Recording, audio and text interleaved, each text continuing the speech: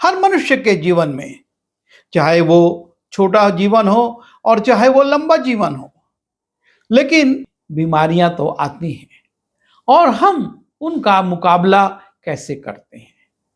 एक मसीह पर विश्वास करने वाला किस प्रकार से व्यवहार करता है, याकूब अपनी पत्री में इसके विषय में लिखता है। याकूब 5 उसके 13वें 14वें पद में लिखा है, यदि तुम में कोई रोगी हो तो कलीसिया के प्राचीनों को बुलाए और वे प्रभु के नाम से उस पर तेल मलकर उसके लिए प्रार्थना करें। यदि कोई बीमार है तो उसको परमेश्वर के लोगों को बुलाना है और वो परमेश्वर के लोग प्रभु के नाम से उस पर तेल लगाकर प्रार्थना करेंगे। और उसके विषय में लिखा है, और विश्वास की प्रार्थना के द्वारा रोगी बच जाएगा, प्रभु उसको उठाकर खड़ा करेगा, और यदि उसने पाप भी किए हों तो उनकी भी क्षमा हो जाएगी। जीवन में याकूब के बताए अनुसार अपने आप को ढालना है। हमको वो व्यवहार करना है जो कि इस वचन के अनुसार है। हमको बीमारी में कलीसिया के प्राचीनों को बुलाया जाए। हम देखते हैं पुरानी कलीसिया में चेलों को लोग बुलाते थे और वो प्रार्थना करते थे। उसके बाद जब कलीसिया की स्थापना हुई और उसमें जो सेवक डीकन्स चुने गए उनको बुलाया जाता था। फिलिप्पुस के बारे में हम देखते हैं, वो बड़े आश्चर्य कर्म करता था, लोग बुलाते थे, प्रार्थना करता था और लोग चंगे होते थे।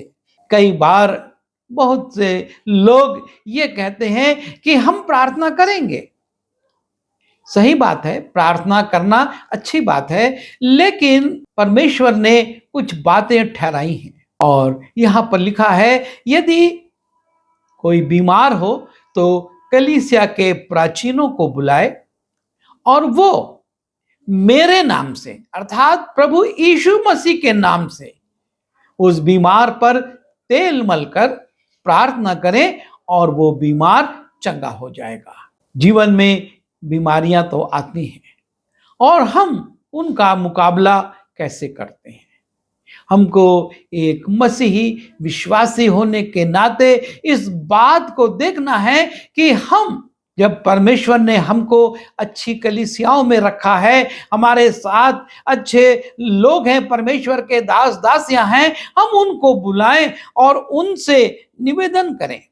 और वो जब प्रार्थना करेंगे तो जैसा अभी हमने पढ़ा 14वें पद में लिखा है कि तुम में कोई रोगी हो तो कलीसिया के प्राचीनों को बुलाए और प्रभु के नाम से उस पर तेल मलकर उसके लिए प्रार्थना करें, और तब विश्वास की प्रार्थना के द्वारा रोगी बच जाएगा और प्रभु उसको उठाकर खड़ा करेगा, और यदि उसने पाप भी किए हों तो उनकी भी क्षमा हो जाएगी।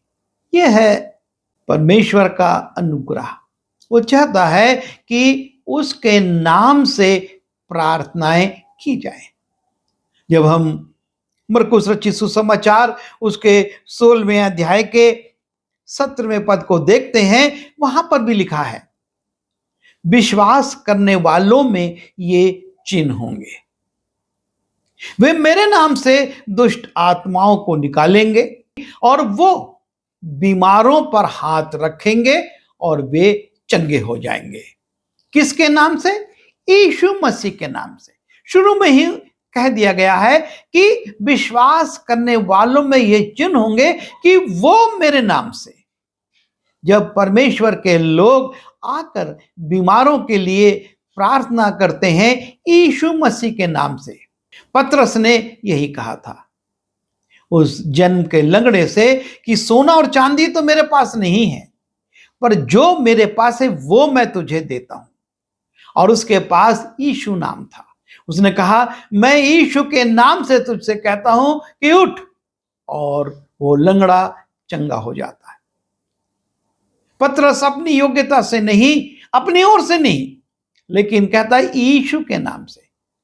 और इसलिए इस जीवन में बीमारियां तो आएंगी, रोग तो आएंगे, लेकिन हम कलीसिया के प्राचीनों को बुलाकर जब वो प्राचीन प्रभु यीशु मसीह के नाम से प्रार्थना करेंगे तो रोगी चंगा हो जाएगा। यीशु मसीह ने लकवाग्रस्त व्यक्ति से यही कहा था, तेरे पाप क्षमा हुए। लोग सोचने लगे ये क्या है, ये कैसे कह रहा है? क्योंकि परमेश्वर का ये वरदान है कि वो आपको और मुझको क्षमा करता है। और इसलिए जब हम प्रभु यीशु मसीह के नाम से परमेश्वर के अगुओं के द्वारा प्रार्थना में सम्मिलित होते हैं, ना सिर्फ हम चंगे होते हैं लेकिन पापों की क्षमा भी प्राप्त करते हैं। और यदि बीमारी की अवस्था है तो हमको परमेश्वर के लोगों से निवेदन करना है, और जब वो आकर यीशु के नाम से प्रार्थना करेंगे हमारे लोग आशीष पाएंगे, चंगाई पाएंगे, छुटकारा पाएंगे।